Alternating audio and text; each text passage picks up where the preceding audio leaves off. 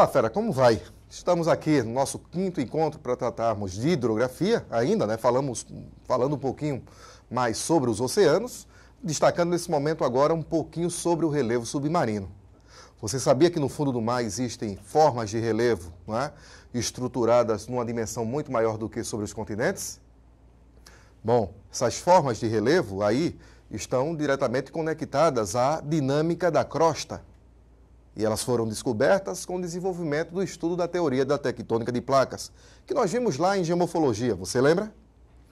Bem, falando um pouquinho sobre o relevo submarino, nós vamos destacar aí conjuntos, né, que são formados sob as águas do oceano em função de determinadas funções, né, digamos assim.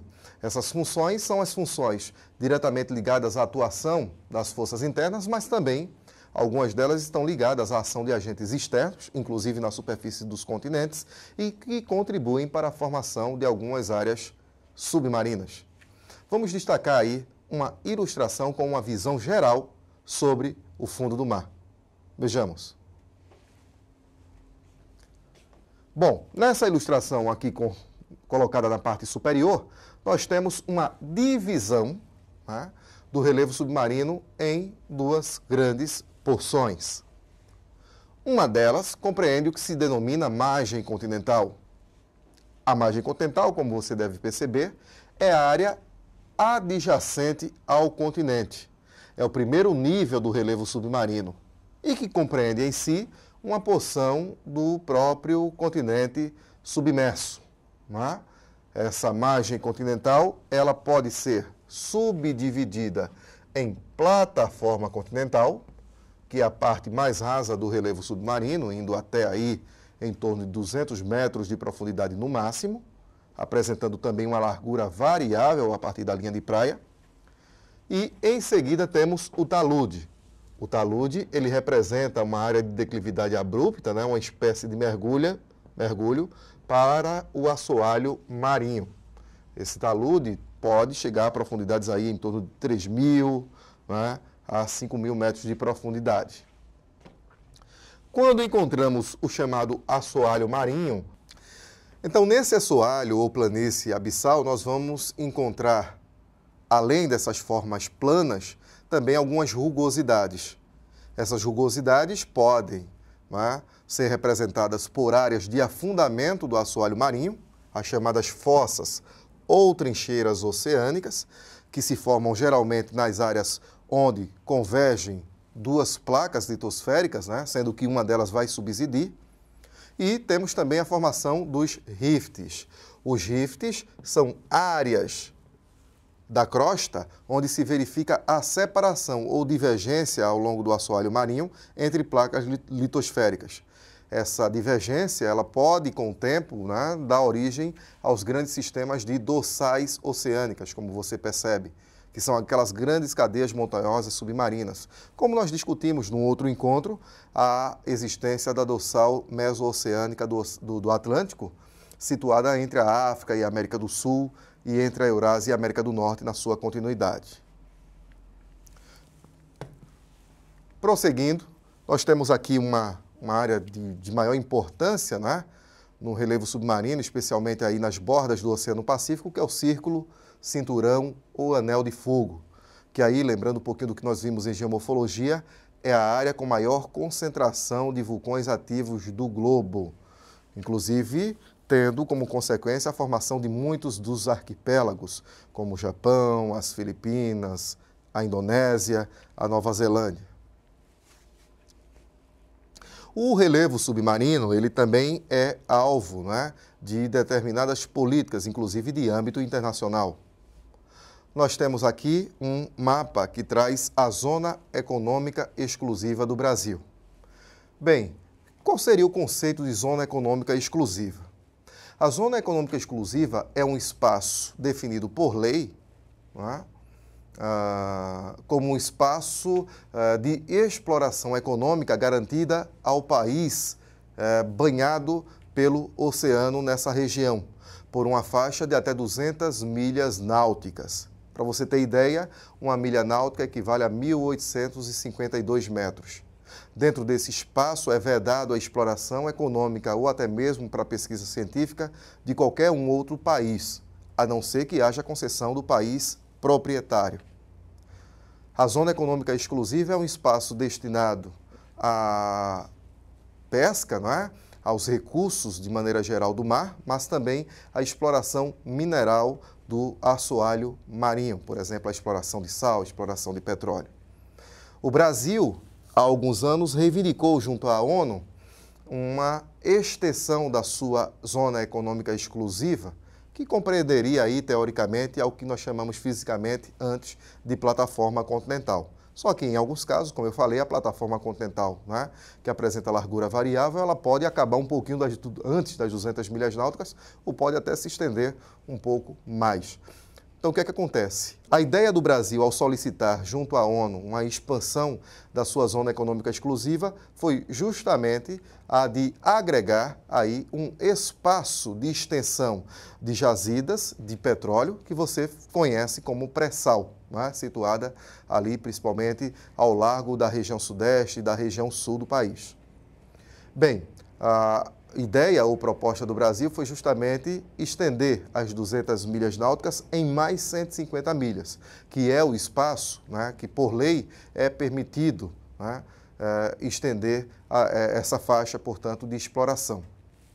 Bom, e o Brasil efetivamente, né, conseguiu estender, e essas explorações que nós temos hoje no pré-sal, elas vão além desse limite, portanto, das 200 milhas náuticas, né? Se estendem até 350 milhas. Vale salientar que essa distância é calculada a partir da linha do litoral, que é a chamada linha de praia.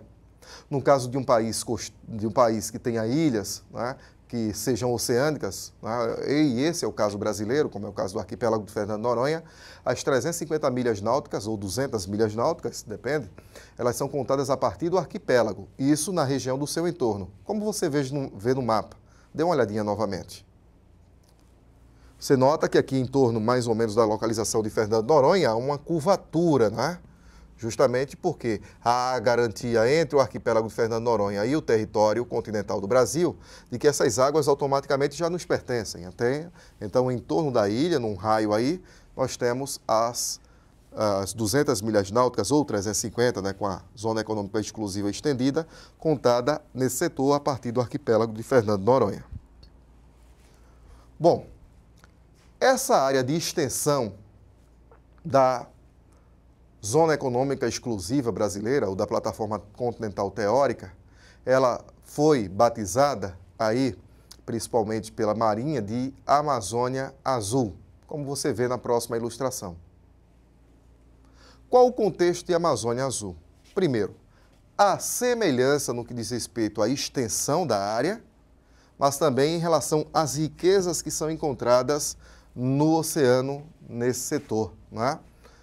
Com a Amazônia continental. Então, é como se nós tivéssemos acabado de conquistar uma nova Amazônia, só que sob o mar. Bom, essa Amazônia Azul, portanto, aí, né, ela representa a extensão da Zona Econômica Exclusiva e é, portanto, um espaço que, por lei, só cabe ao Brasil explorar e a nenhum outro país, a não ser que isto acontecesse por concessão. Para ilustrarmos um pouquinho a divisão legal das áreas de mar, nós temos aqui a chamada linha de base, essa linha verde que está sendo apontada aqui, tá? Essa linha de base é justamente o que a gente chama de linha de praia ou linha do litoral. É basicamente aquilo que separa o continente do oceano. No prosseguimento, a linha amarela está representando, né, tanto a parte continental quanto a parte submarina, ou seja, a extensão da chamada plataforma continental, a parte submersa, né, do continente. E as linhas sinuosas acima, essa dupla de linhas, representando o oceano em si. Bom, mais uma ilustração traz agora o que se denomina de mar territorial. Por lei internacional, os países costeiros têm direito de soberania sobre uma faixa de aproximadamente 12 milhas náuticas, dá em torno de 22 quilômetros a partir da linha de base ou da linha de litoral. Ter soberania neste caso significa que é vedado a todo e qualquer país, não é? Através de representações oficiais ou não oficiais, adentrar neste espaço de mar sem prévia autorização da autoridade nacional. Ou seja, por exemplo, nenhuma embarcação ou até mesmo a aeronave pode adentrar esse espaço sem prévia autorização, a despeito de que, depois de abordagens, ao entrar no mesmo e não se retratar, se reportar ou se sair, esta embarcação ou aeronave pode ser, inclusive, abatida. Não é? O mar territorial, então, não é, trocando em miúdos, é como uma extensão do próprio continente no oceano. É um espaço, como dito, de soberania. A partir do mar territorial e por mais 12 milhas náuticas, temos o que se chama de zona contígua. Esse espaço da zona contígua já compreende, né, o espaço aéreo internacional. As embarcações estrangeiras também podem trafegar aí sem problema nenhum. No entanto, dentro desse espaço, por lei internacional, qualquer crime cometido a bordo de embarcação, apenas de embarcação, aeronaves não, qualquer crime cometido em torno de ou a bordo de embarcação é julgado segundo as leis nacionais, ou seja, do país cujas águas estão sendo navegadas. A partir, né, do mar territorial, somando-se a zona contígua e mais 188 milhas náuticas, nós temos aí, né, completando-se o que se chama de zona econômica exclusiva, que é o espaço das 200 milhas náuticas que legalmente a ONU concede, não é, para a exploração econômica, científica, de forma exclusiva pelo país, né, em questão. Esse espaço, portanto, é o espaço das chamadas águas jurisdicionais, ou sobre a qual, né, o país em questão exerce direitos, em diferentes níveis, como nós vimos no caso do mar territorial e da zona contígua. A partir da zona contígua, aliás, o seu limite externo, né, embarcações podem trafegar, assim como aeronaves, sem estarem submetidas às leis locais. O que não pode acontecer aí, no caso, é a exploração das águas, nem do ponto de vista científico, nem do ponto de vista econômico. Como falado, dentro da zona econômica exclusiva, se não houver pré-concessão ou pré-concepção, nenhum outro país pode fazer qualquer tipo de exploração. É vedado, ok? Bom, o Brasil, então, pleiteou mais 150 milhas náuticas, não é? Para estender a sua plataforma continental, ou sua zona econômica exclusiva. O que foi feito, não é, há algum tempo, né, alguns poucos anos, na realidade, né, esse limite de pleito da extensão da plataforma continental, né, foi concedido ao Brasil e nós exploramos, por isso, já a área do chamado pré-sal. O pré-sal, que é uma reserva de petróleo, né, fabulosa, descoberta há alguns anos pela Petrobras e que está localizada a grande profundidade, a cerca de 7, 8 quilômetros abaixo da lâmina d'água, ou abaixo, né, da superfície oceânica.